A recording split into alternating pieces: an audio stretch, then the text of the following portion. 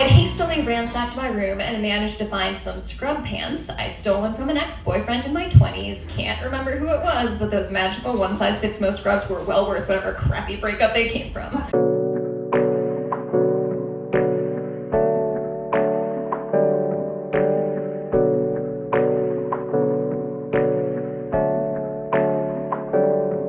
Hey guys, I lost the intro to this video, so I still have some footage from yesterday, but let me kind of like catch you up. So it's Tuesday now. Yesterday was Monday. I got home from work and was so hot doing chores because my air conditioner went out yesterday. It got replaced today. So no fear, this isn't me complaining about that. But I went to an author event and I was so hectic and stressed yesterday for a multitude of reasons. I won't even get into that I missed the signing portion of the author event, but I did make it to like the reading and the Q&A part. The author event was for the book I Made It Out of Clay by Beth Kander, and I did get just a teeny tiny little clip of the interview, which I will play here. It's just her reading a portion of the book. I read the book in December. I really recommend it. But it was also just so great hearing an author talk about her work and being asked questions by another author that just really understands humanity. And one of the questions that they talked about was, why does a monster story make the scary things of the world feel so much more manageable? And I really love the discussion of humanity and monster novels and the way that the monster presented in this story is so scary it can make us feel safe. I don't know. There were so many good things to say about it. And then I met up with a couple of friends. I was not planning on going out to dinner. I was not dressed to go out to dinner, but we went to this really cute place called Eudora's. If y'all don't know, Eudora Welty, big time author, you know, she's from Jackson, Mississippi. And so this was kind of a homage to her in the restaurant world. And I got the cutest little French onion soup. It came in a little baby Dutch oven and it was adorable. French onion soup is one of my guilty pleasures. I love it so much. If it's on the menu at a place, I'm going to order it. And then they also had $5 martinis. So I got a little raspberry martini and it was delicious. I have not started reading yet this week, but I am about to. The book I'm reading is Practice Makes Perfect by Sarah Adams, and I just feel like this is the perfect way to kickstart February. Hopefully it's short and sweet and adorable and just like makes me feel all warm and gooey on the inside. So I haven't started that yet. I'm going to read for about an hour in just a second. And what else? I feel like there was something else I was going to update you guys on. I don't remember, but you want to see something cute? We have secret pals at work that just kind of get us little happies all throughout the year. And this was in my box today. So it's like a little nail kit for Valentine's Day. So I think I'm gonna try and do these sometime this week. I am really bad at these little nail strips, but I'm gonna try, especially the little, like there's little heart ones there and little heart ones there. I think that would be so cute for Valentine's Day. And then whoever they are, I wanna say she, but it could be a he, I don't know, got me these little stitched notebooks, and these are my favorite kinds of things to write down video ideas in. And when I'm filming, like, and I have to do like a monthly wrap up or a TBR, I like to just go down lists. So that's perfect for what these notebooks are. And there's like a little, I haven't even opened this yet. So we've got this little pink one with little hearts, a pink one with like cherry hearts, and a white one with cherries. After I read, so it's like 7 o'clock right now, and I'm gonna read for an hour in bed and just get comfy cozy. And then my patrons and I are doing a Game of Thrones watch along, and we are watching the first and last episode of every season together. And tonight is the kickoff for season 2. So at 8 o'clock, I'm going to tune in to that. It's been really fun rewatching Game of Thrones. I didn't forget how much I love this show. It left a really big impact on me, but I feel like this was like my first like adult experience with fantasy that wasn't Harry Potter or Percy Jackson. And I have such a soft spot in my heart for such a brutal show, but I love it so much. I do, Your Grace. And are you not a lord at my command? I to be thankful for. What are you? Hey guys, it's another Wednesday morning from my classroom. I got a little cupcake and a little candy because my coworker's having a baby, so we have a little diaper drop for her. So I will be enjoying this in just a second for a very sweet breakfast, I suppose. I started Practice Makes Perfect last night after I watched season 2, episode 1 of Game of Thrones. I had forgotten so much, but the show holds up so well. And just looking at the CGI of the dragons makes me hopeful for a fourth wing show, because if that was like 10 years ago, imagine what we could do now. And like, it was really good then. Anyway, that's not the point of this update. The point of this update is I made it 16% into Practice Makes Perfect yesterday. And we are dealing with two characters. Annie, who is the youngest sibling out of a family of 3 sisters, and one brother who is very much the sweetheart of the family. She's just cute little Anna Banana, and she's not taken very seriously because she is so just sweet. That is her main characteristic. She's just sweet. She's just a cutie pie, and everything about her character is like this character that wants to find love, get married, and settle down. And I don't love that type of character. There's so much more to life than marriage, and it feels like that is like her driving force right now. And I'm really hoping that there is more to her character as we go on. But she doesn't have very much luck in the dating world. The book opens with her on a date, and her date basically makes a phone call to somebody and is like, hey, I need you to call me with an emergency because this date is really boring. She's so boring. And she really takes that to heart, so she's basically just ready to give up. In the other corner, we have Will, who is Amelia's bodyguard from the first book, and he is moving back to Rome, Kentucky because Amelia's wedding is coming up, and they're worried about security in regards to like a celebrity wedding. So he's back in town, and he is like the opposite of Annie. He does not want to settle down. He has a very traumatic outlook on marriage and relationships because of his parents. They were cheaters. They yelled at each other all of the time, and so he just does not want that from himself. He likes women. Basically, he just likes to have fun with them. And so these two people like want very, very different things, but I feel like they're about to get set up together because of something Amelia is scheming. The writing is good. The writing is funny and cheeky. Amelia has a secret hobby that she loves to read pirate romances, and I like it. I don't love it. And the reason I don't love it is because of Anna's character. So we'll see if I change my mind, but it is a very fun, sweet book to be reading at Valentine's. I'll update you guys more later. I'm hoping to get a lot done this afternoon after school, but I just wanted to check in and let you know I did start the book. Also, if you don't eat your cupcakes like this, where you take the bottom off and make a little cupcake sandwich, you gotta try it. I've seen a lot of change, been through a lot of pain. I have an update, and I think it's gonna make some people sad, but I'm DNFing Practice Makes Perfect. I am so bored. I'm so bored. I'm not going to get too into it. I'm not here to like hate on the book or anything, because I know a lot of people love it, which is one reason why I didn't really want to get on here to say that I was DNFing it. But the main character, Annie, is so, at least at the beginning, and I'm sure she grows and changes, but she is so hyper fixated on marriage being the solution to all of her problems, and I just couldn't read it anymore. She's just so good. She's just so good.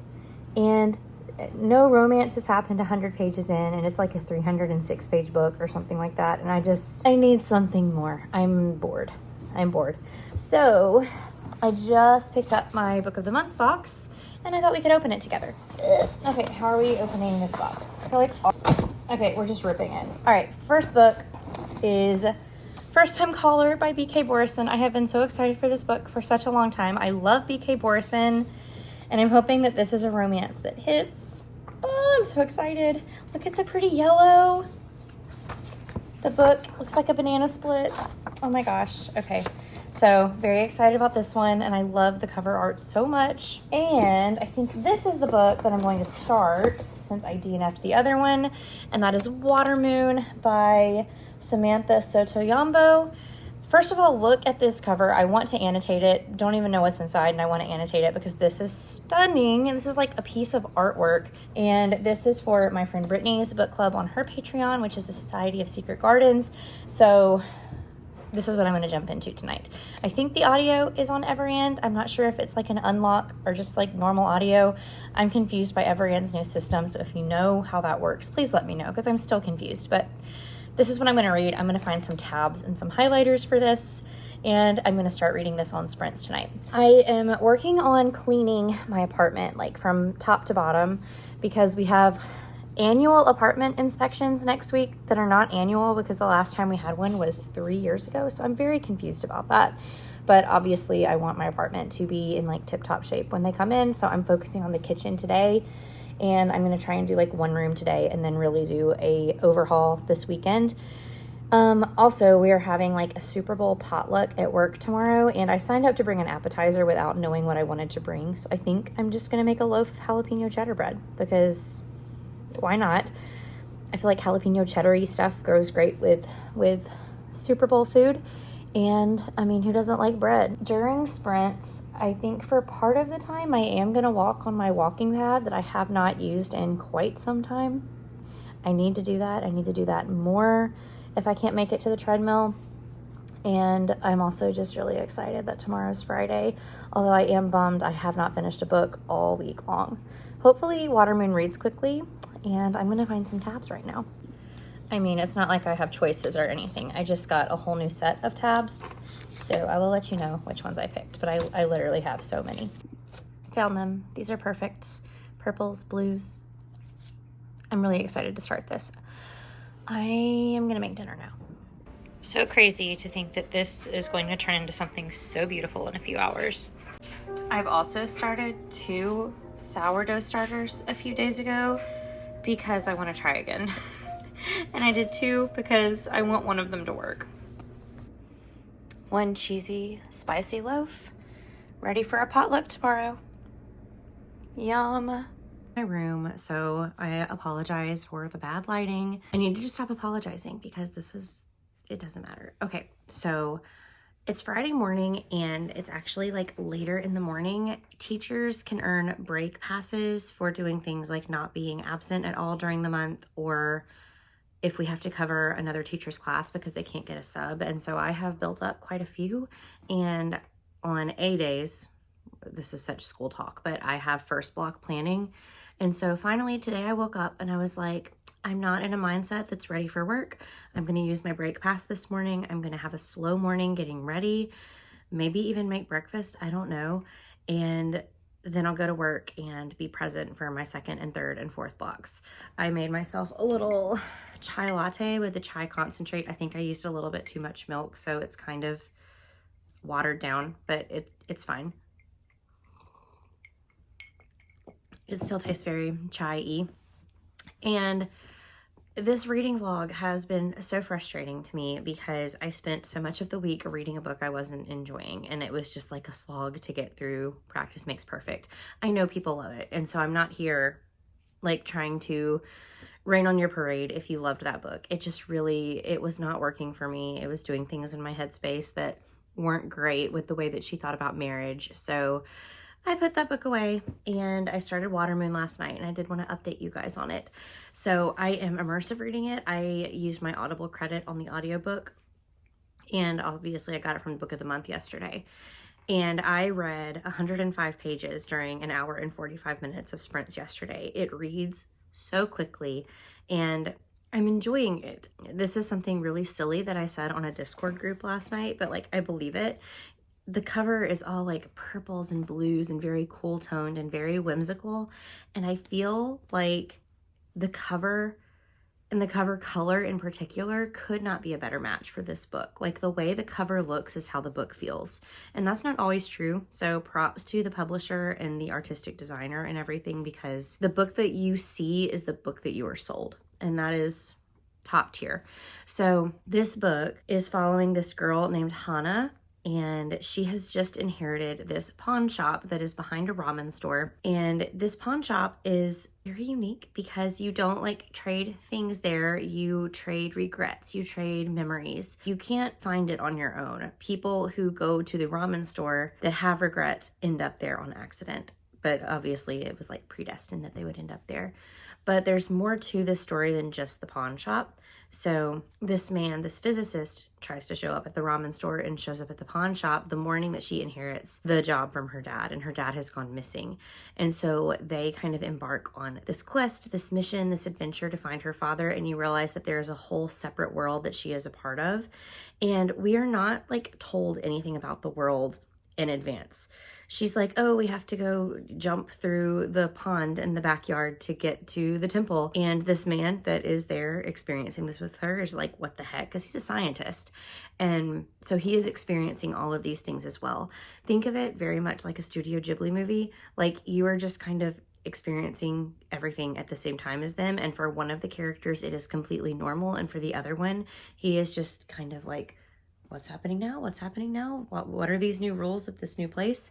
And it's very interesting and kind of a mystery because she's trying to figure out what happened to her father and some other things that she discovers along the way. It's hard to talk about it without saying anything that's a spoiler because you learn so much of it in every chapter. So I don't want to really say anything else, but I really, really like the vibes. It is very calm, quiet, cozy, while still maintaining some level of stakes. So I think I'm going to fly through the rest of it. The audiobook only says I have like 3 hours and 40 minutes left.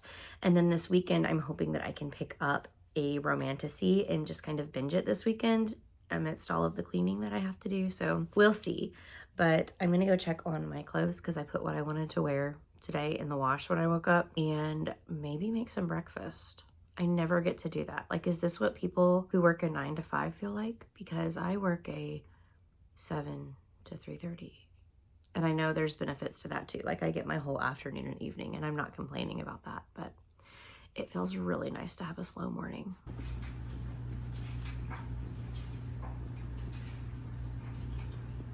I don't even have the mental capacity to film a reading update. I just wanted to let you know it's been a very rough 2 days at work, and my mental health is struggling. So I'm in bed at 7 p.m. on Friday night, and I'm about to listen to some more Watermoon while I disassociate and do some mystery color by number on my iPad and try to get calm, because today was not it.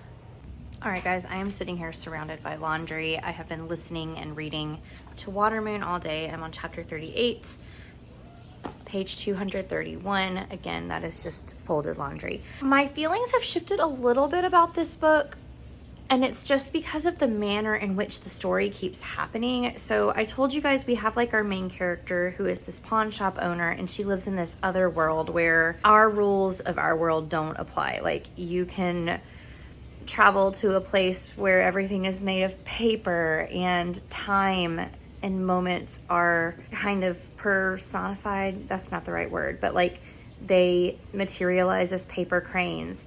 But then you have a person from our world who is like the everyman experiencing this world, and he is just along for the ride and like doesn't question anything.